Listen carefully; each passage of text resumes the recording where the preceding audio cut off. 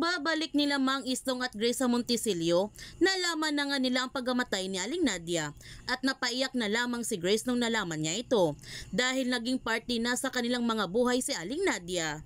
Naniniwala naman si Grace na makakamit din nilang hustisya para kay Aling Nadia, kay Roland, sa kanyang ate Christine at kay Moises. Sobrang malungkot si Melanie sa pagkawala ng kanyang ina at siya na lamang ang mag-isa na lumalaban para sa hustisya sa kanyang pamilya na pinatay ng mga sagrado. Hindi naman makakalabas sina Divine at Felicia sa kanilang bahay dahil bantay sarado sila ng mga tauhan ni Jaime.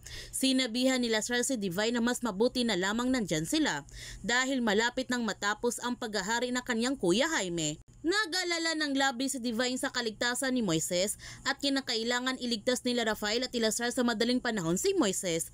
Baka papatayin ito ni Jaime. Dumating na nga sina Jaime at Justine sa yate ni Mio Lorenzo at agad na nilang pinuntahan si Moises upang makita nila ito. Sinabihan ni Jaime si Moises na sa wakas nagkita-kita na rin sila at hindi ba niya batiin ang kanyang brother na si Justine. Hindi naman maintindihan ni Moises ang mga sinasabi ni Jaime sa kanya. Noong nakita ni Justine ang pagmumukha ni Moises, agad niya itong sinuntok.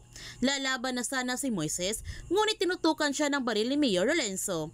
Sinabihan ni Jaime si Justine na kontrolin niya ang kanyang emosyon dahil kailangan pa nila si Moises para ipain sa kanyang ama. Ang sabi ni Moises, talaga bang susuko si Rafael para lamang tulungan siya? Dito na nga isisiwalat ni Jaime kay Moises ang revelasyon na tungkol sa kanyang tunay na pagkatao na anak siya ni Rafael. Naguguluhan naman si Moises kung paano siya magiging anak ni Rafael. Sinabi naman ni Jaime kay Moises ang kasinungalingan na napabuntis ang kanyang ina sa pamilyadong tao at ginagamit siya ng kanyang ina para hututan ng pera si Rafael at hindi naman makakapayag na ganun si Rafael kaya pinatay niya si Christine. Hindi makapaniwala si Moises sa kanyang nalaman at mukhang kinamumuhian na niya ngayon si Rafael dahil sa maling sinasabi nila Jaime at Justine.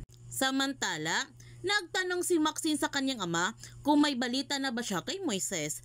Ang sagot ni Matias na wala pa, pero tiwala naman siya bilang ama, hindi pa babayaan ni Rafael ang kanyang anak. Nakarating na nga si Rafael sa bahay ni Lazar upang humingi ng tulong na iligtas nila si Moises mula sa kanyang papa Jaime.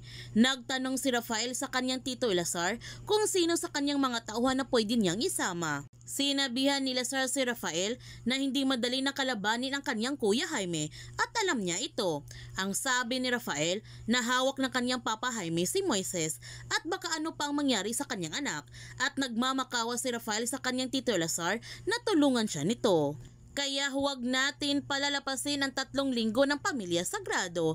Kung bago ka pa channel ko, don't forget to like, subscribe, and click notification bell para palagi kang updated sa mga videos in-upload ko. Thank you for watching and God bless to everyone.